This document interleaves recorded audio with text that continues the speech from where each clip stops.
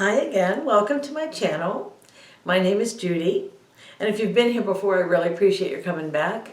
If you haven't been here before, how about sticking around and hanging out with us?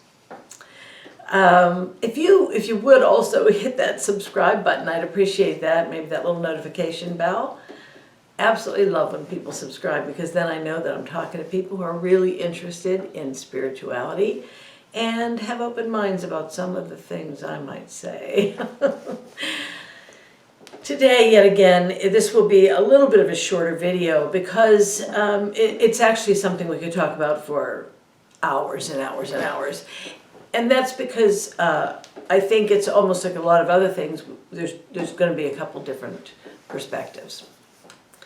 So what we're going to talk about is the relationship between science and religion, because they do seem to be coming from two very opposite ends. And that's always been interesting to me because I love science. I'm not a geek about it, as you probably already know if you've watched the videos in order the way I suggest. You probably got to one called quantum physics. I really like quantum physics. It's one of my favorite sciences. I didn't do well in school either. It just is fascinating to me, you know. There are a lot of people, and I think most people would say that because science doesn't really acknowledge straight out a God, and in fact some scientists are adamant that there certainly isn't one, that there can't be anything between science and religion. We have to kind of remember that scientists who feel that there is no God are simply people.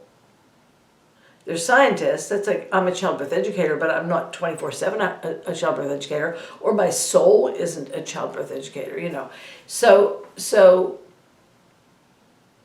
if you're a scientist, that doesn't mean that you're first not a person. And the soul within that person has a lesson to learn. We all do. And so maybe looking at it from a very logical kind of point of view, which really the way I think is, I think they're pretty logical too, but you know, where you can see, hear, smell the facts, and that's that.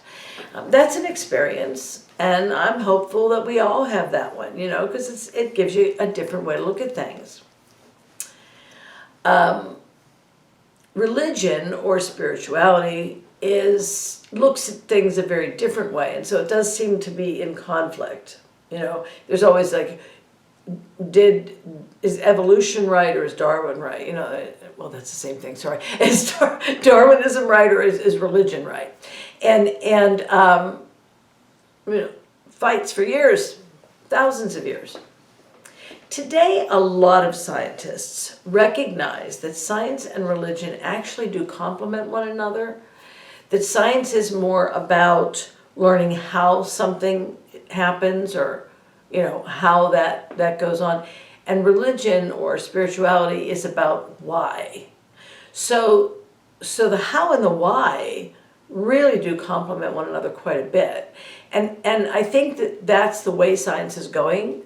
I've read lots and lots of articles about this kind of thing, and there's always going to be somebody on this end or that end. But it does seem like we are more commonly these days, in the 2022 world that we live in right now, at least when this video is being made, we are very much sort of moving toward acceptance of the other because it shows a perspective that we don't have. So religion doesn't necessarily explain how something happens.